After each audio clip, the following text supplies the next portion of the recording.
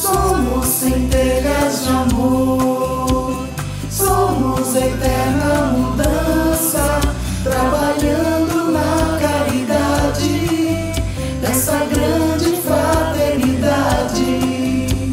Somos centelhas de amor, somos eterna mudança, trabalhando na caridade dessa grande fraternidade chamada aliança. Para aqueles que agora estão conhecendo a doutrina espírita, esse assunto talvez cause estranheza.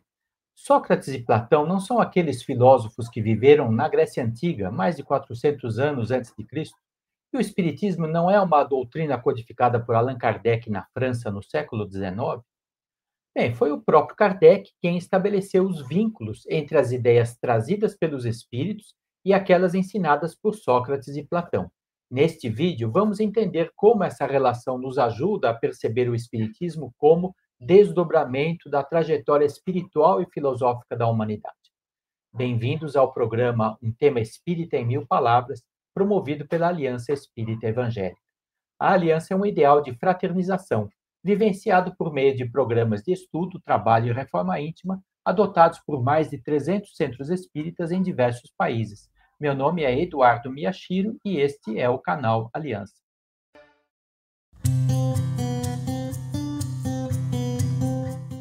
Antes de tudo, cabe traçar um breve perfil destes filósofos gregos. Sócrates viveu em Atenas entre 470 e 399 a.C., e seu pensamento é conhecido principalmente pelos relatos de discípulos como Platão. Destacou-se pela ética e pelo método dos questionamentos, influenciando toda a filosofia ocidental. Suas frases célebres incluem: "Só sei que nada sei" e "A vida não examinada não vale a pena ser vivida". Condenado à morte por supostamente corromper a juventude, enfrentou a pena com coragem e serenidade. Platão, discípulo de Sócrates, viveu de 428 a 348 a.C. e registrou grande parte do pensamento de seu mestre nos seus diálogos filosóficos.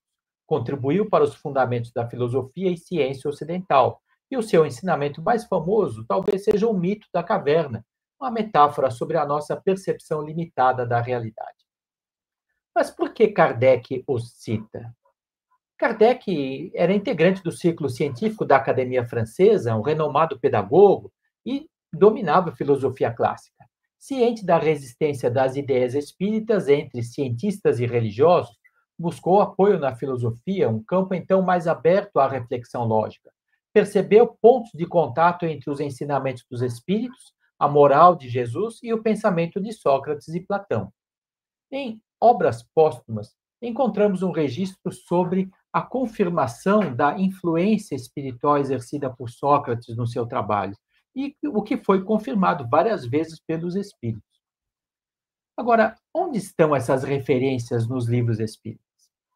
No Livro dos Espíritos, no prefácio intitulado Prolegômenos, Sócrates e Platão constam entre os espíritos inspiradores da obra sob a coordenação do Espírito Verdade. Em O Livro dos Médiuns, o quadro classificatório dos médiuns que consta do capítulo 16 foi revisado por espíritos que Kardec identificou como sendo Erasto e Sócrates.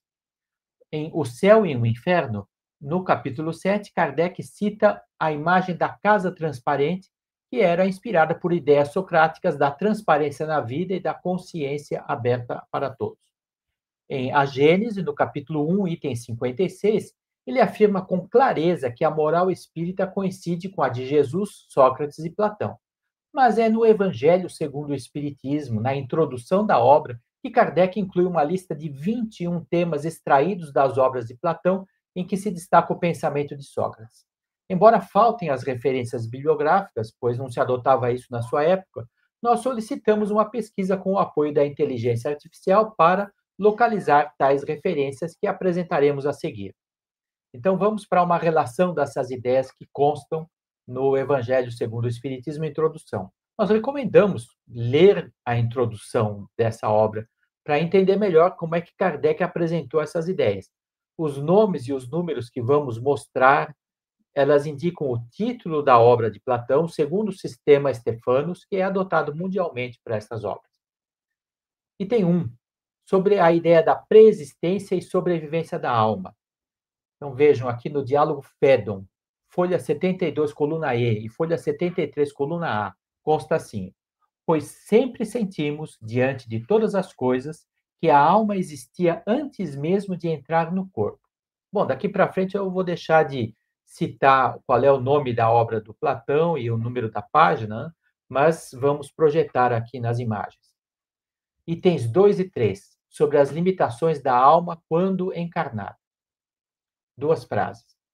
Pois enquanto tivermos o corpo e a nossa alma estiver mergulhada nessa corrupção, nunca possuiremos adequadamente o objeto de nossos desejos, a verdade. O corpo é um obstáculo na busca pela verdade. A alma, enquanto ligada a ele, é desviada e perturbada. Item 4, sobre a reencarnação como processo evolutivo.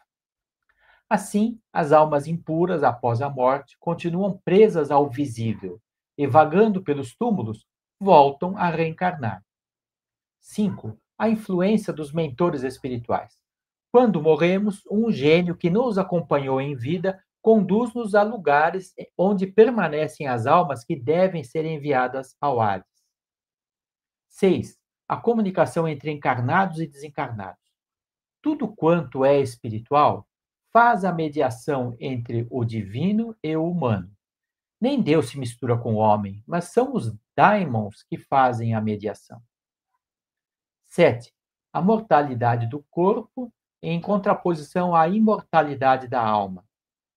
Os que verdadeiramente se dedicam à filosofia preparam-se para morrer e estão, de certo modo, mortos. 8. Os diferentes graus evolutivos. As almas puras vão para o invisível e divino. As impuras vagam no visível e permanecem a ela presas. 9. A lei da justiça. Se a morte fosse uma dissolução de tudo, para os maus seria um grande ganho, pois assim livrar-se-iam do corpo e dos males da alma juntos. 10. A responsabilidade individual no progresso espiritual. A alma parte para o Hades, levando consigo nitidamente impressos os traços do seu caráter e das suas ações. 11. É a desmistificação da morte. Morrer não é mais do que uma separação da alma e do corpo. Quem pensa direito nada teme quando abandona a companhia do corpo. 12. Não praticar o mal e nem revidar o mal que nos tenham feito sofrer. Nunca devemos fazer o mal em troca do mal, e nem prejudicar ninguém, seja qual for o dano que nos foi feito. 13. Sobre a frase do Evangelho: pelos frutos se conhece a árvore. É preciso considerar as ações pelos resultados. Uma coisa é boa ou má conforme produz o bem ou o mal. 14. O apego às riquezas. O rico geralmente não considera amigo quem não pode fazer-lhe algum bem material, e assim a riqueza afasta-o do essencial. 15. A virtude e o esforço para alcançá-la. O mais importante não são os sacrifícios aos deuses, mas sim a retidão e a perfeição da alma. 16. O amor como princípio universal. O amor é um grande espírito, não é nem mortal e nem imortal, mas algo intermediário. 17. A virtude é fruto de esforço ao longo de vidas sucessivas. Se a virtude é um dom, ela será concedida por uma espécie de presente dos deuses aos que a possuem. A humildade. Eu, ao contrário, por causa de minha ignorância, penso saber apenas que nada sei, e nisso sou talvez mais sábio.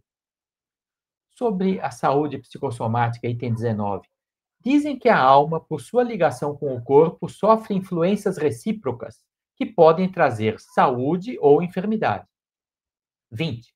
O mal predomina porque estamos em um mundo de provas, né? Vejam aqui nesta frase. Nasce, então, na cidade e nos homens, o mal pelo afastamento do bem, uma corrupção que afeta a todos, em maior ou menor grau. E 21, novamente sobre a humildade no saber. Eu sou mais sábio do que este homem, pois aparentemente nenhum de nós sabe coisa alguma de bela ou boa, mas ele pensa que sabe, enquanto eu não penso que sei. E concluindo, afinal de contas, qual é o sentido desta correlação entre Sócrates e o Espiritismo?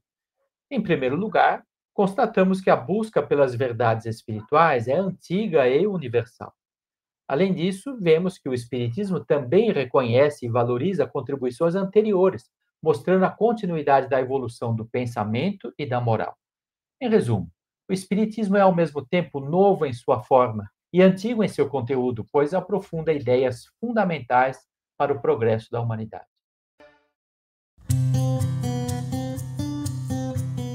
Este foi o programa Um Tema Espírita em Mil Palavras, produzido pela Aliança Espírita Evangélica.